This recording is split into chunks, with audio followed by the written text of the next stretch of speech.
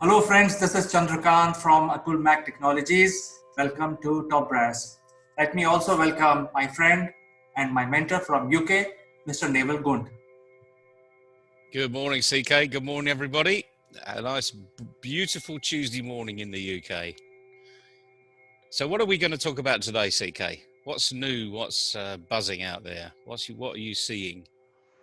First of all, let me compliment you for wearing such a bright shirt on a Tuesday. I think it's great. The Flamingos are out. Yeah, I don't have many of these bright shirts, I must admit, but certainly it's brought a smile on a few people's faces today. So why not wear it? Great. So I think I've been also reading your book, which is Can You Handle the Truth? Wow. And it's a pretty interesting read. I'm enjoying the book thoroughly because it's related to what I do. And so I can relate to what conditions and interpretations that you have written and your co-author as well. So today I would like to talk about that. And the very fact is that you had written this book last year and you had mentioned in your book about global impact and local consolidation. So I think that is very interesting because that was last year when none of this situation the entire globe is in today had existed. So I think I would only feel that as a reader, I think that you had a foresight, but I'd like to ask you about it. Well, we had no foresight at all, I can tell you, no crystal ball. Um, but it was the way John and I feel about the way we should be looking at markets these days. The digital world has really made the world very, very small. No longer are we looking at the world as a satellite going to Mars. We're actually zooming in to people's, kitchens and bedrooms and back gardens. But we had no foresight whatsoever, I can assure everybody. We chose the chapter title very, very carefully. So what does that mean to you? Global impact and consolidation on a local basis. What does that actually come across to mean to you? Well, I will give you a very interesting answer.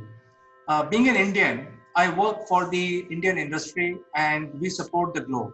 Whichever company, in my corporate career, wherever I worked, uh, I think I always talked about how many people I know in North America, in Australia, and even though I knew a lot of people in India, but the employer didn't listen. They didn't count that at all.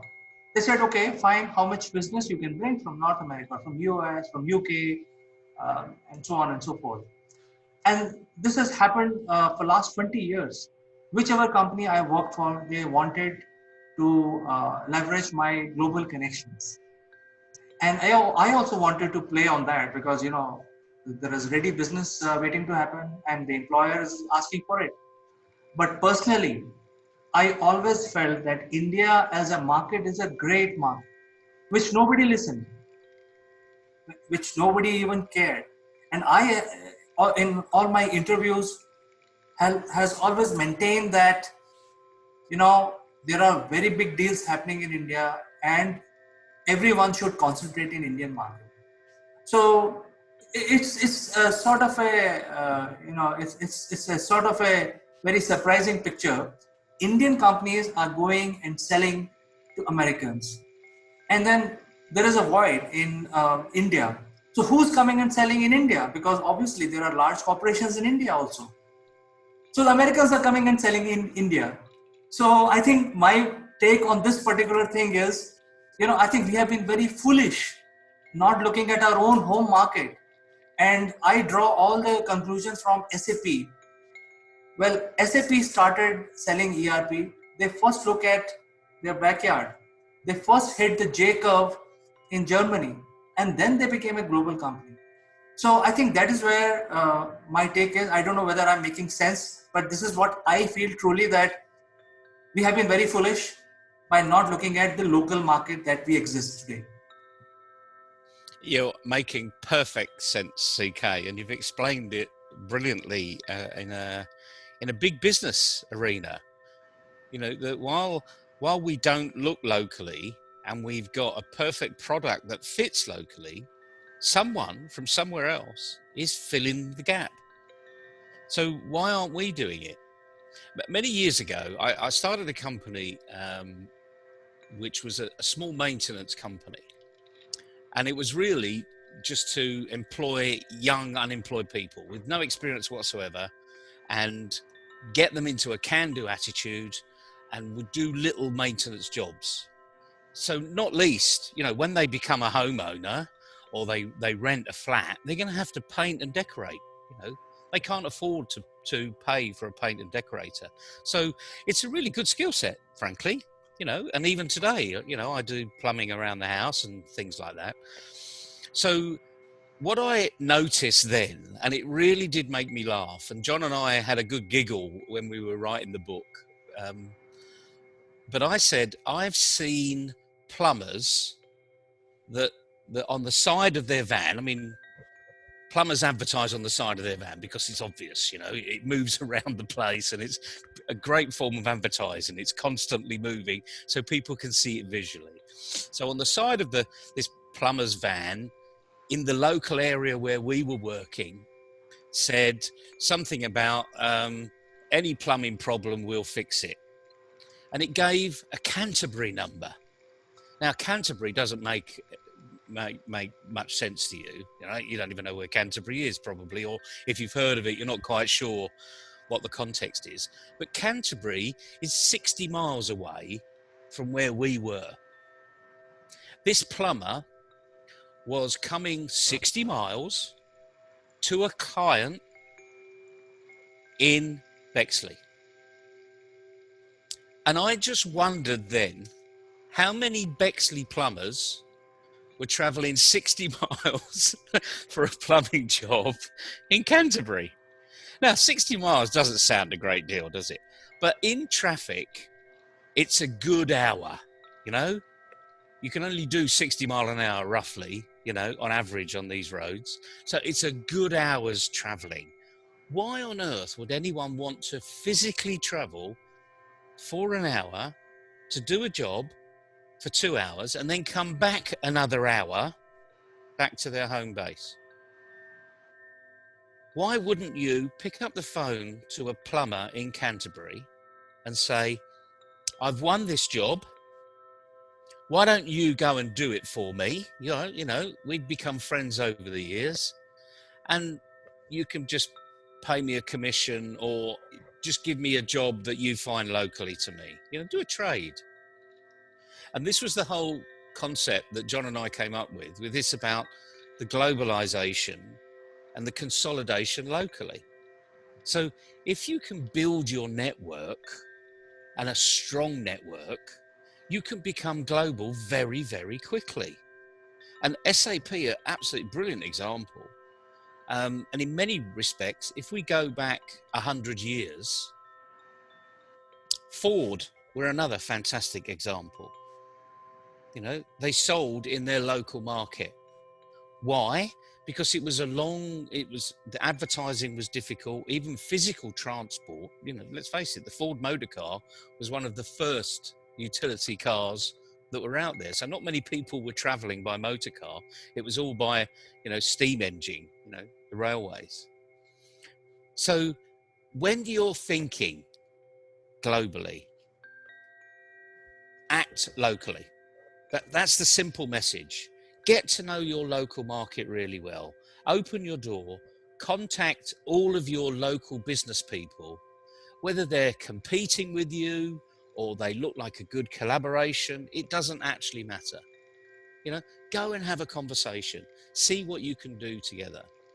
Let's really open up this idea of globalization, but localization.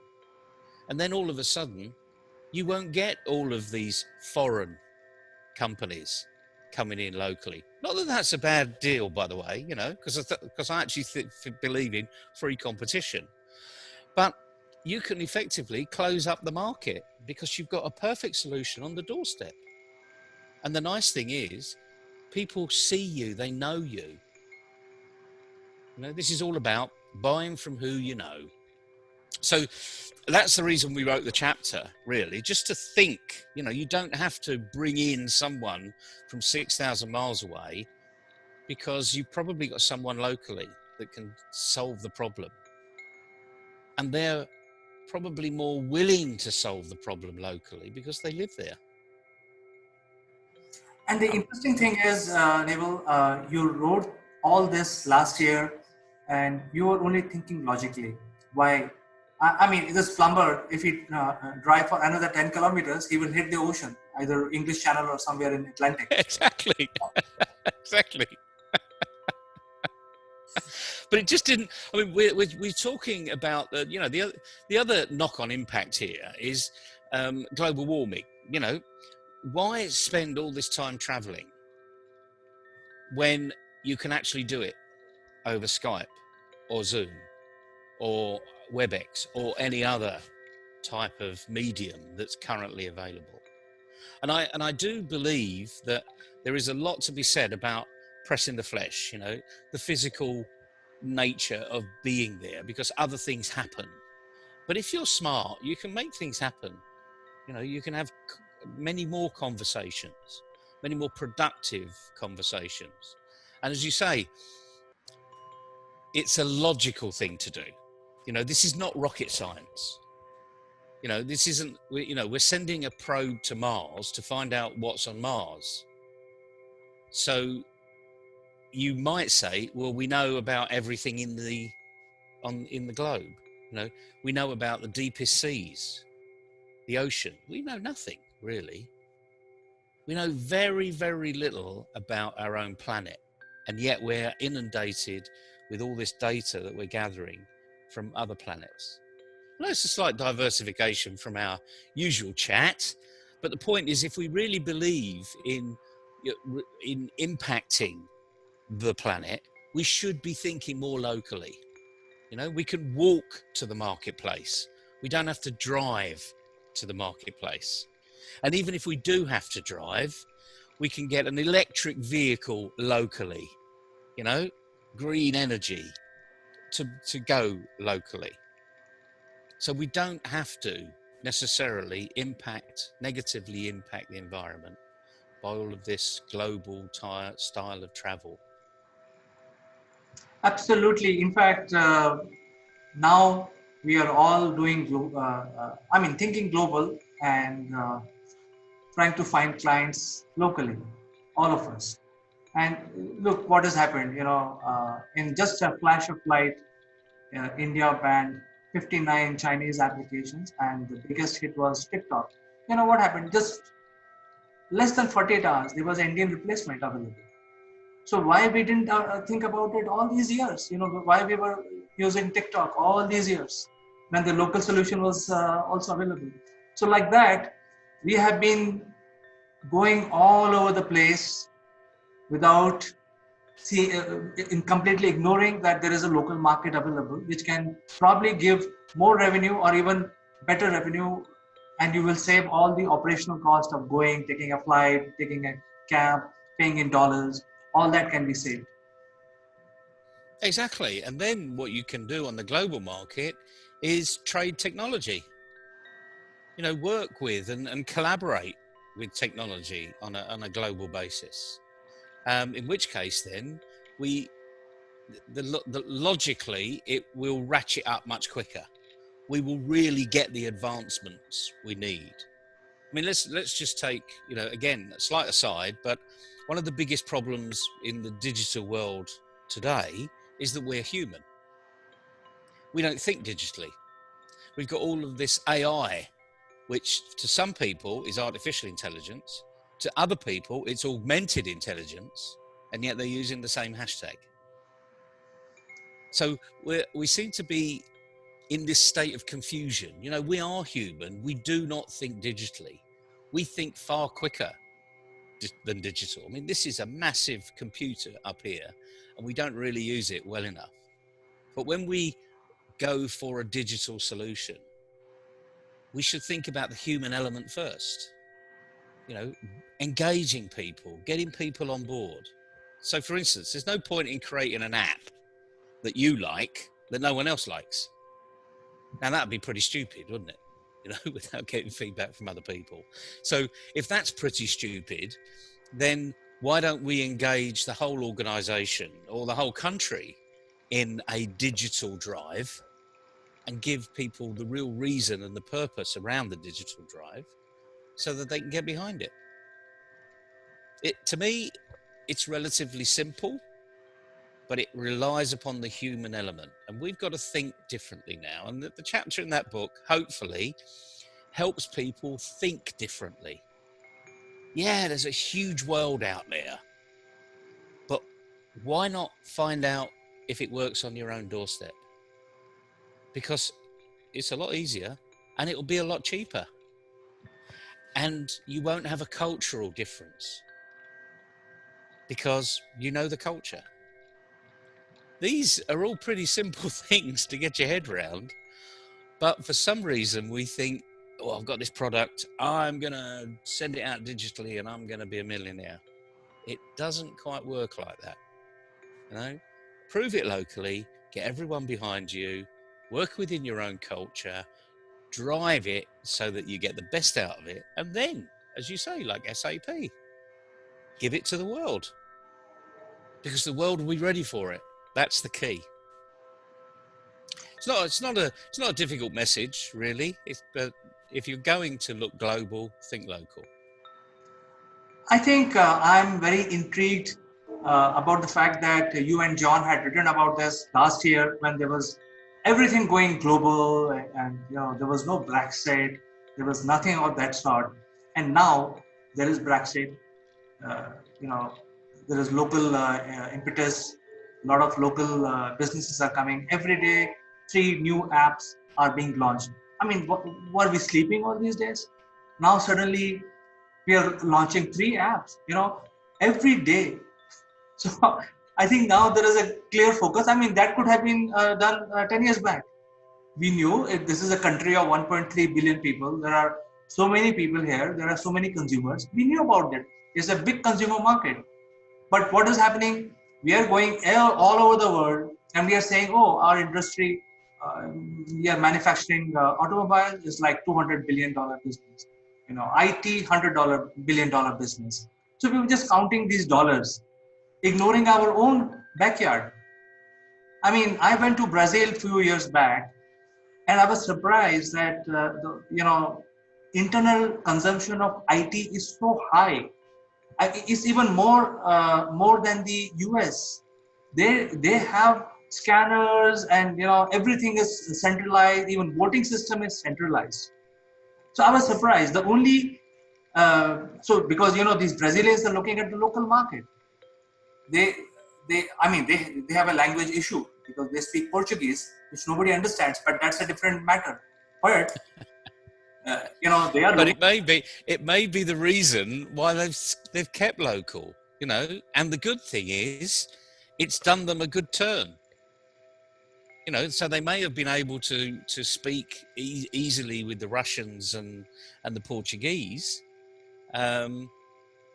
but I don't know. I've not really looked into the economic underlying impact of Brazil. But it may be the fact that I've done work with Brazil and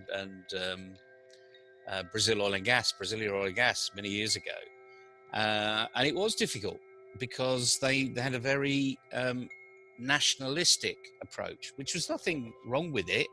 It's just that, well, it needs to be kept in Brazil. We need to be focused on Brazil, which is great, frankly, and I think that's the way all businesses should be today. We need to think what's going to work for our organization, our customers in this particular area, and give it your best shot. And yes, you're going to have to do it digitally, but work it in one area first. Get it honed to the point where it is able to be modular change. There was another influence of that particular chapter, and it comes from a guy called E.F. Schumacher. When I was studying economics at school many years ago, we were given a book to read called Small is Beautiful. It's a great read, by the way. I don't think it's in print, so you might be able to get a digital copy or a very, very old copy. But it basically said that every business has a modular size. So it is scalable, but it's scalable to a point, and then it's scalable by a replication. But it did say that the human element, unfortunately, isn't scalable because we're not robots. Now, this was written, I think, in the late 60s, early 70s. Shows my age, really. But I did it for O-level, and it was a fascinating read. Not an easy read by any stretch of the imagination, but it was a fascinating read, and it is so pertinent to today, the model of the world today. So there is a modular maximum size. So if you think of something physical, I mean, even with some of the biggest distribution depots that Amazon have created, there is a footprint which is the maximum. Anything above that footprint, actually, you get diminishing returns. And that's what the whole book was about. But it talked about, high street bookshops and projected that they would disappear because something would overtake them, and this was when the high street bookshops didn't have chains. There wasn't a chain of bookshops. They were all individually owned bookshops, and that's the whole point. Small is beautiful to a point. We've now got that opportunity to take it to the next level and have that modular approach, and it's not just modular, but it's that digital approach. What can we do digitally in our organization to make it work? What could we do if the technology changed? So always have that thought process going forward, but more importantly, how can we make it work better now? Pretty simple, Absolutely. So, viewers, ladies and gentlemen, if you are a career coach, leader, CXO, you must read this book. The book is called Can You Handle the Truth? Written by my friend, Mr. Neville Gaunt. It was definitely pleasure talking to you, Neville, and understanding. And you, CK. And you. And good luck, everybody. Get out there, get doing it. If you're not, someone else will. Yes, and the key here is being vocal for local. I think that is a paraphrase that we can use today. There you go. That's an Indian phrase for you. Yeah. Good stuff. Nice to see you, CK. See you tomorrow. Soti Wednesday. Yes, Neville, tomorrow is Soti Wednesday, and we will catch up with the Soti Award contestants tomorrow again. Until then, bye-bye. Bye-bye.